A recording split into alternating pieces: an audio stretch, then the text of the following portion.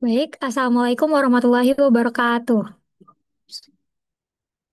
Pada kesempatan kali ini, izinkan saya dan rekan setim saya untuk menjelaskan terkait hasil tugas besar analisis jaringan ISI atau Islamic State in Europe. Sebelumnya, izinkan saya untuk memperkenalkan rekan-rekan setim saya. Yang pertama ada Rafif Genadratama dengan akhiran NIM 016, kemudian saya sendiri dengan akhiran NIM 017, dan yang terakhir adalah Nobi Dharma dengan akhiran NIM 020. Baik, langsung saja kita mulai presentasi pada hari ini. Pertama, deskripsi studi kasus yang kami ambil. Studi kasus yang kami ambil adalah terkait tantangan dalam menganalisis jaringan rahasia atau terselubung khususnya jaringan teroris di Eropa. Organisasi-organisasi ini secara aktif berusaha menyembunyikan identitas, atribut, dan koneksi anggotanya sehingga pengumpulan data secara langsung hampir tidak mungkin dilakukan.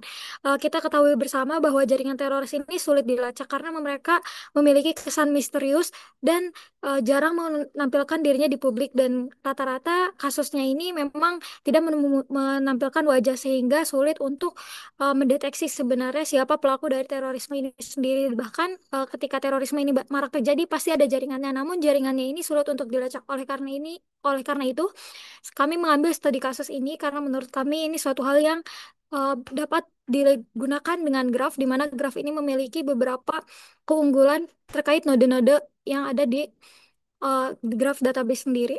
Kemudian selanjutnya,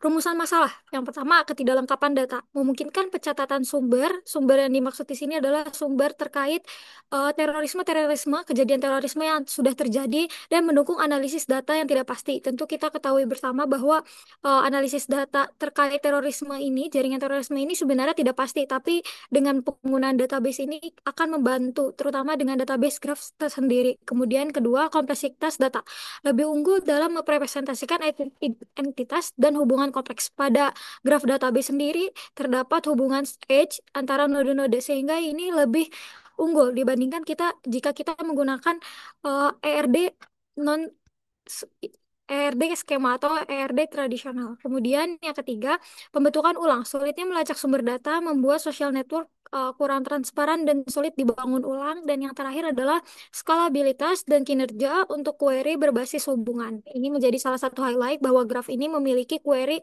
berbasis hubungan yang menjadi keunggulan tersendiri bagi graf database. Kemudian domain masalah dalam analisis jaringan teroris ini tuh bersifat kompleks dan penuh ketidakpastian. Jaringan ini bersifat tersembunyi dan terdiri dari relasi sosial yang tidak langsung dan sulit diamati. Tidak langsung di sini maksudnya mereka ini sebenarnya tidak menunjukkan adanya relasi, namun jika diperhatikan lebih lanjut akan dilihat bahwa ada sebuah relasi yang memang tidak terlihat seperti tadi, tersembunyi dan sulit diamati. Oleh karena itu, tantangan utama terletak pada keterbatasan metode tradisional dalam mengungkap hubungan antar individu. Dengan menggunakan graf, hubungan antar individu ini lebih terlihat. Pada kasus ini terdapat pemangku kepentingan yaitu analisis intelijen, peneliti sosial, otoritas keamanan. Ini adalah beberapa pemangku kepentingan yang memang secara aktif menangani terorisme yang terjadi. Kemudian kebutuhan bisnis. Kebutuhan bisnis yang pertama dengan kode REC V01 ini terkait sistem harus bisa menampilkan daftar pelaku dan atau terduga pelaku yang tersimpan. Kemudian yang kedua, REC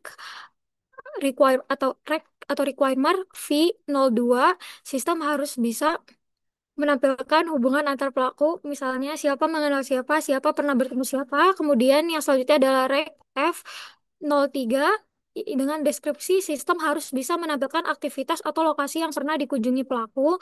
Kemudian requirement yang keempat, dengan kode rec F04, sistem harus bisa membuat jaringan sosial berdasarkan hubungan antar pelaku. Kemudian yang kelima, dengan dengan kode REC F05, sistem harus bisa menghitung siapa saja pelaku yang punya peran penting dalam jaringan. Kemudian yang keenam, REC F06, sistem harus bisa melakukan simulasi. Misalnya jika satu pelaku ditangkap, bagaimana dampaknya terhadap jaringan. Yang ketujuh, REC F07, sistem harus bisa memperbarui data jika ada informasi terbaru dari sumber yang valid. Kemudian yang kedelapan, dengan kode REC F08, sistem harus bisa menampilkan dari mana sumber informasi itu berasal. Kemudian yang kesembilan, REC F09, sistem harus bisa menyaring atau memfilter pelaku berdasarkan lokasi, peran, atau aktivitas tertentu. Kemudian yang ke-10, dengan kode REC F10, sistem harus bisa menampilkan jalur atau hubungan tidak langsung antara dua pelaku, shortest path. Jadi ini nanti digunakan algoritma shortest path. Kemudian yang 11, Rek F11, sistem harus bisa menunjukkan siapa pelaku posisi paling sentral dalam jaringan atau lebih dikenal sebagai betweenness centrality. Kemudian yang ke-12, Rek F12, sistem harus bisa menampilkan nama alias yang digunakan oleh pelaku. Yang ke-13, dengan kode Rek F13, sistem harus bisa mengidentifikasi dan menampilkan peringkat tokoh sentral dalam jaringan berdasarkan skor pengaruh influence score. Ke-14 atau yang terakhir, reg F14, sistem harus bisa menampilkan pelaku yang memiliki banyak relasi atau keterhubungan tinggi dalam jaringan. Selanjutnya akan dijelaskan oleh teman saya, Nobi. Oke, selanjutnya kita bakal masuk ke daftar operasi yang di mana daftar operasi ini kami buat untuk mengimplementasikan kebutuhan bisnis yang sebelumnya telah kami rumuskan. Yang pertama itu ada kode kebutuhan bisnis requirement daftar pelaku dan atau terduga pelaku dengan jenis read query. Nah, di sini tuh kami bakal menampilkan nama-nama dari pelaku mulai dari data berita, laporan, ataupun dari dokumen-dokumen resmi. Selanjutnya ada dengan nama untuk menampilkan hubungan antar pelaku. Nah, jenisnya ini sendiri itu yaitu read query yang bertujuan untuk menampilkan hubungan antara pelaku seperti hubungan kekerabatan atau mungkin aktivitas bersama yang mungkin mereka lakukan atau yang pernah mereka lakukan gitu. Yang ketiga itu ada requirement F03 dengan kode operasi OP03 yaitu menampilkan aktivitas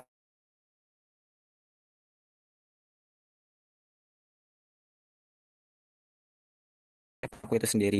Yang keempat ada requirement F04 dengan kode operasi OP04 yang eh, bertujuan untuk membuat jaringan sosial antar pelaku gitu. Jadi nanti kita bakal membuat dua pelaku dan menghubungkan mereka dalam suatu jaringan yang dimana ini termasuk ke dalam jenis Write Create. Yang kelima ada requirement F5 atau dengan kode operasi OPA01 yaitu untuk menghitung peran penting dalam jaringan menggunakan eh, GDS atau Graph Data Science yang bertujuan untuk menghitung siapa pelaku paling sentral dalam jaringan dengan algoritma degree dan between centrality gitu. Yang selanjutnya yang nomor 6 itu ada requirement F06 dengan kode operasi sorry untuk GDS requirement 5 itu dia menghitung siapa pelaku paling sentral dalam jaringan dengan algoritma degree centrality. Yang keenam ada requirement F06 dengan kode operasi OP05 yaitu untuk melakukan simulasi penghapusan pelaku menggunakan eh, dengan menampilkan dampak dari struktur jaringan jika pelaku penting itu tuh dihapus gitu. Misalnya pelaku tersebut ditangkap, nanti hasil dari jaringan tersebut atau yang ditampilkan di jaringan tersebut itu akan seperti apa. Nah, untuk jenisnya itu sendiri yaitu read query yang ketujuh ada requirement F07 dengan kode operasi OP06 yaitu untuk memperbarui data pelaku gitu. Nantinya pada query ini kita akan memperbarui informasi node dan hubungan pelaku berdasarkan laporan terbaru gitu. Nah, untuk jenisnya sendiri itu karena kita menambahkan berarti kita melakukan write update. Yang ke-8 itu ada requirement F08 dengan kode operasi 07, OP07 yang bertujuan untuk menampilkan sumber asal informasi seperti berita atau dokumen pengadilan dan tingkat validitasnya gitu. Nah, di sini menggunakan jenis read query. Yang ke-9 ada requirement F09 dengan kode operasi 08 yang bertujuan untuk menyaring pelaku berdasarkan lokasi, aktivitas atau peran dalam suatu jaringan. Nah, query ini tuh berjenis read query. Yang ke-10 itu ada requirement F10 dengan kode operasi OPA02, yaitu untuk menampilkan jalur tidak langsung antar pelaku atau shortest path. Nah, untuk jenisnya sendiri itu read query. Yang ke-11 ada eh, ada requirement F11 dengan kode operasi OPA03 yaitu untuk menemukan pelaku pusat jaringan gitu. Ini menggunakan graph data science yang bertujuan untuk menampilkan pelaku yang paling sentral dalam jaringan berdasarkan graph gitu, perhitungan graph yaitu menggunakan between centrality. Yang ke-12 ada requirement F12 dengan kode operasi OPA4 untuk menampilkan nama alias yang digunakan oleh pelaku dalam data jaringan. Ini menggunakan graph data science. Nomor 13 requirement F13 dengan kode operasi OP09 untuk menampilkan peringkat tokoh sentral dalam jaringan berdasarkan skor pengaruh atau influence score seperti menggunakan PageRank gitu. Nah, ini untuk kode operasi jenis operasinya yaitu read query. Dan yang terakhir ada requirement F14 dengan kode OP14 untuk menampilkan pelaku dengan jumlah relasi lebih dari dua. Eh, jadi query-nya itu untuk menunjukkan siapa pelaku yang sangat terhubung gitu. Nah, untuk jenis itu sendiri yaitu read query. Nah, adapun analisis workload-nya yaitu yang pertama kita bagi menjadi tiga, ada beban ringan, beban sedang, dan beban berat. Untuk beban ringannya itu seperti operasi dasar dengan frekuensi tinggi yaitu 20 sampai 30 kali dalam satu hari. Contohnya seperti pada OP1 yang menampilkan daftar pelaku dan OP8 yaitu untuk melakukan filtering. Yang kedua ada itu dengan beban sedang yaitu operasi yang melibatkan beberapa hubungan. Nah, biasanya dilakukan 10 sampai 25 kali dalam satu hari. Contohnya seperti OP02 yaitu menampilkan hubungan dan OP09 yaitu menampilkan jalurnya. Dan yang terakhir itu yaitu beban berat yaitu operasi analitis yang cukup kompleks dan memproses seluruh atau sebagian besar data grafnya. Eh, dengan frekuensi rendah 2 sampai 5 kali dalam satu minggu tapi sangat intensif gitu. Contohnya seperti apa? Contohnya pada operasi 5 yaitu melakukan simulasi, pada operasi 11 yaitu menemukan pelaku pusatnya dan pada operasi 12 yaitu melakukan analisis sensitivitasnya. Nah, kemudian ada pun rancangan graf skemanya yang kami dapatkan ini merupakan rancangan graf skema yang kami ambil dari referensi paper utama kami, yaitu eh, untuk mengecek terorisme di Eropa. Oke, selanjutnya kami akan melakukan demonstrasi atas operasi-operasi yang telah kami definisikan di bagian sebelumnya. Yang pertama yaitu operasi untuk mencari semua person yang ada atau node person yang ada di sistem dan mengembalikan. Ini bertujuan untuk melihat struktur jaringan secara umum, yaitu siapa terkoneksi dengan siapa dan ada siapa saja yang ada di daftar jaringan. Kemudian yang kedua adalah mencari eh, person atau orang yang saling berhubungan di dalam jaringan dengan query berikut dan dapat lihat bahwa jaringan ini menampilkan siapa saja yang saling terhubung di dalam jaringan ini dan siapa saja yang benar-benar terputus atau tidak memiliki hubungan yang kuat dengan jaringan utama yang besar yang ada di sini. Kemudian di operasi ketiga, kami mendefinisikan operasi untuk mencari siapa saja yang terlibat di aktivitas yang ada di dalam jaringan. Jadi pada query ini kami akan mencari atau menemukan semua aktivitas yang ada dalam jaringan dan siapa saja orang-orang yang terlibat dalam aktivitas tersebut. Dan keterlibatan ini beragam macamnya sesuai dengan yang ada di berita atau di sumber yang ada di sini. Kemudian di operasi selanjutnya yaitu terdapat operasi untuk menambahkan seseorang atau menambahkan person tertentu pada jaringan ini diimplementasikan umumnya ketika sistem mendapat informasi baru baik berdasarkan berita, keputusan sidang atau informasi lain. Kemudian dapat juga sistem ini mendefinisikan atau menghapus not yang pernah didefinisikan sebelumnya. Mungkin saja ini karena adanya berita yang menginvalidasi keterlibatan orang tersebut atau adanya eh, putusan atau mungkin informasi tertentu yang akhirnya membuat keberadaan atau eksistensi orang tersebut ternyata di jaringan ini invalid.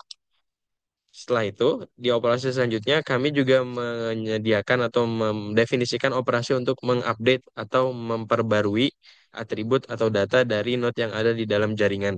Sebagai contoh di sini bisa saja seseorang itu di suatu berita disebutkan bahwa nama aslinya adalah B. Sementara setelah diketahui berdasarkan informasi selanjutnya, ternyata nama asli orang tersebut sebagai contoh adalah John Lahab. Kemudian di operasi selanjutnya, kami juga mendefinisikan operasi untuk mencari tahu kira-kira orang ini pertama kali muncul di sumber berita apa. Oleh karena itu, kami mendefinisikan query untuk menemukan nama-nama orang yang ada di dalam jaringan dan mencari referensi yang pertama kali melibatkan atau menyebutkan nama orang tersebut. Nah, di operasi selanjutnya, kami juga mendefinisikan atau mencari tahu keterlibatan orang di lokasi tertentu. Sejauh ini di jaringan ini terdapat beberapa locality atau lokasi yang didata dan salah satunya adalah Molenbeek yaitu di Brussels. Dan di query ini kami mencoba mencari keterlibatan atau mencari siapa saja yang terlibat dan pernah beraktivitas di Molenbeek di Brussels. Ada beberapa orang yang ternyata pernah terlibat di sana.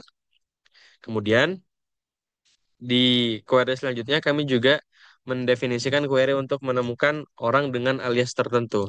Sebagai contoh di sini terdapat terdapat seorang not person dengan nama asli Abdelillah Himik. Sementara dia mempunyai alias Abu Sulaiman Al-Faransi. Ini berguna bagi para intelijen untuk mencari kira-kira siapa orang dengan alias tertentu yang ada di dalam jaringan. Kemudian kami juga di operasi selanjutnya mendefinisikan operasi untuk menghitung atau mencari tahu orang mana saja yang memiliki koneksi lebih dari eh, dua dua tahapan atau dua hop dan masuk ke bagian analisis.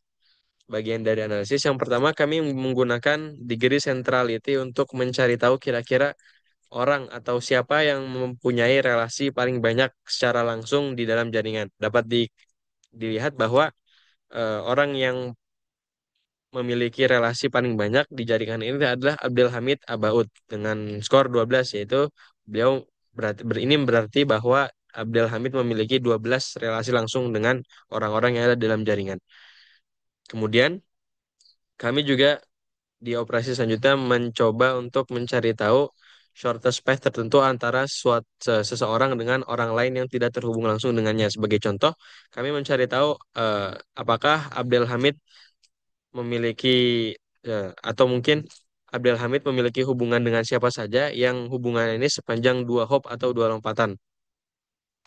Sebagai contoh, kami di sini mencari hubungan Abdul Hamid dengan Usama Atar. Apakah mereka terhubung secara dekat yaitu sampai dua hop atau tidak? Adanya operasi ini membantu pemangku kebijakan yang ada untuk menentukan apakah kemungkinan orang tersebut terlibat dalam aktivitas yang sama itu besar atau tidak. Sehingga jika misalkan di kemudian hari terdapat operasi yang akan dilaksanakan dan direncanakan oleh mereka, maka pemangku kebijakan dapat menyimpulkan apakah orang-orang tertentu ini memiliki kemungkinan untuk terlibat di persiapan maupun pelaksanaan aktivitas tersebut.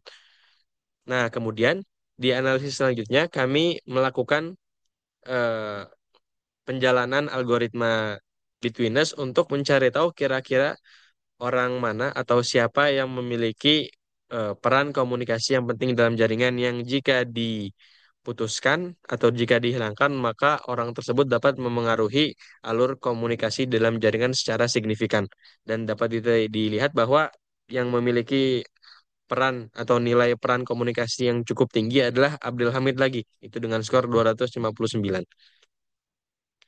Kemudian di operasi terakhir yaitu di analisis terakhir, kami melakukan analisis berdasarkan PageRank yaitu untuk menilai seberapa penting orang tersebut di refer atau memiliki hubungan di dalam jaringan.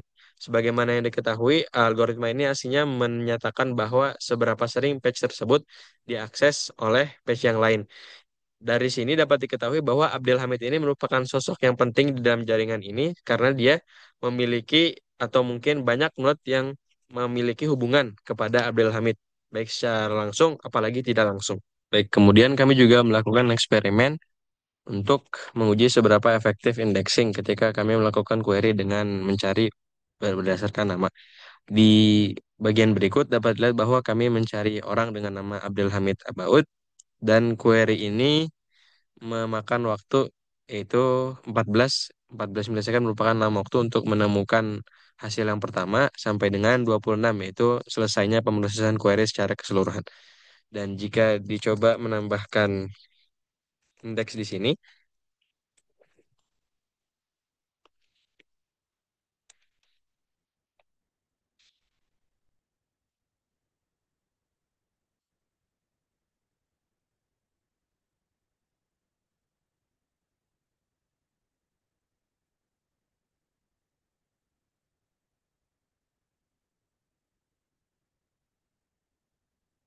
dan kembali melakukan query yang telah dilakukan sebelumnya,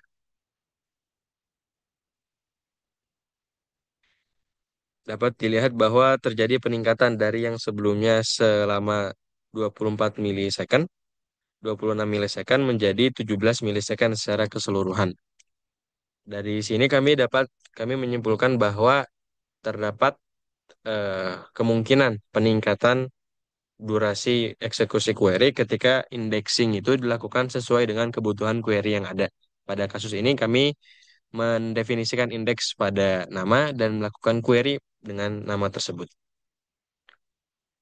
Baik, kiranya itu yang dapat kami sampaikan pada presentasi tugas besar kali ini. Terima kasih atas perhatiannya.